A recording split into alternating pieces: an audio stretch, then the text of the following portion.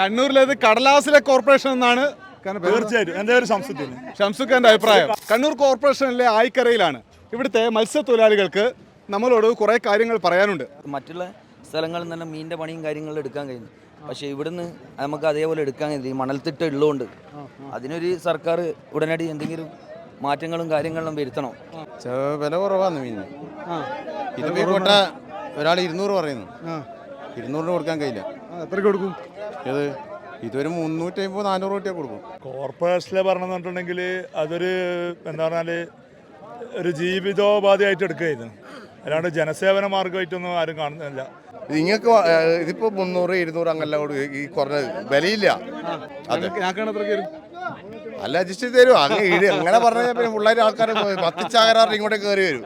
പിന്നെ ഇവിടെ വയ്യ പിന്നെ ഇവിടെ പായണ്ട ഒരു നമ്മളിടുന്നു. ഇതന്നെ ഇപ്പൊ ഈ കോർപ്പറേഷന്റെ പിടിപ്പുകേട് കൊണ്ട് ഇതിപ്പോ കണ്ടോൺമെന്റ് ഏരിയയിലാണ് ഇപ്പൊ നമ്മൾ ഈ മാർക്കറ്റ് ഉള്ളത്.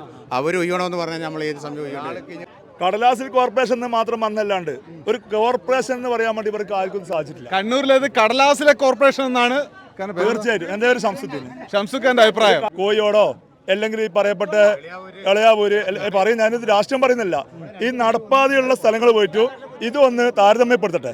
ബസ് കാത്തു നിൽക്കുന്ന സ്ഥലമാണ്. ആടെ ഇന്ന് വരെ ഒരു ബസ് സ്റ്റോപ്പ് ഉണ്ടാക്കാൻ കഴിഞ്ഞിട്ടില്ല. കാറ് കയറ്റി വെക്കാൻ വേണ്ടിയിട്ട് കോടാനുകൂടി ചെലവിട്ടിന് ജനങ്ങൾ അങ്ങനെ അടുത്ത് പൊരിയുന്ന വെയിലത്ത് നിന്നിട്ട് അത് ബസ് കയറും. നിങ്ങൾക്ക് കാറുണ്ടോ? എനിക്ക് കാറില്ല. കാറെങ്ങനെ വാങ്ങാം? ഇവിടെ ആൾക്കെല്ലാം നടത്തിട്ട് പോകാൻ കഴിഞ്ഞില്ല, പിന്നെ നമ്മ കാറ് വാങ്ങാൻ. പഞ്ചായത്ത് നിന്ന് ഇങ്ങോട്ട് വരുമ്പോൾ ഫീൽ ചെയ്യുന്നത് കോർപ്പറേഷന് ഒന്നും കാര്യമായിട്ടൊന്നുമില്ല. ഇതിപ്പോൾ നിങ്ങൾ കോർപ്പറേഷനും കണ്ടോൺമെൻറ്റും എല്ലാം കൂടി പറഞ്ഞിട്ട് നമുക്ക് ഇവിടെ ഒരു സൗകര്യം, ഒരു ആനുകൂല്യം ഒന്നും സംഭവം നടക്കുന്നില്ല. ഇവിടെ ഒരു വേസ്റ്റ് വന്ന വേസ്റ്റ് തന്നെയാണ്. ആ വേസ്റ്റ് മാറ്റാനുള്ള ഒരു പ്രതികരണമോ ഒന്നുമില്ല. കാരണം ഇത് ആരും തിരിഞ്ഞു നോക്കില്ല. കാരണം ഇത് നമുക്ക് തന്നെ അറിയില്ല, ഇത് കോർപ്പറേഷൻ്റെ ആണോ ഫിഷറീസിൻ്റെ ആണോ കണ്ടോൺമെൻറ്റിൻ്റെ ആണോ എന്ന് നമുക്ക് ആർക്കും അറിയില്ല. 10,000 ആൾ ജീവിക്കുന്ന ഒരു കുറഞ്ഞത് 10,000 ആൾ ജീവിക്കുന്ന ഒരു മേഖലയാണ് കുറഞ്ഞത്. അത് 10,000-ഓളം ആളുകളുടെ ജീവനോപാധിയാണ് ഈ സ്ഥലം.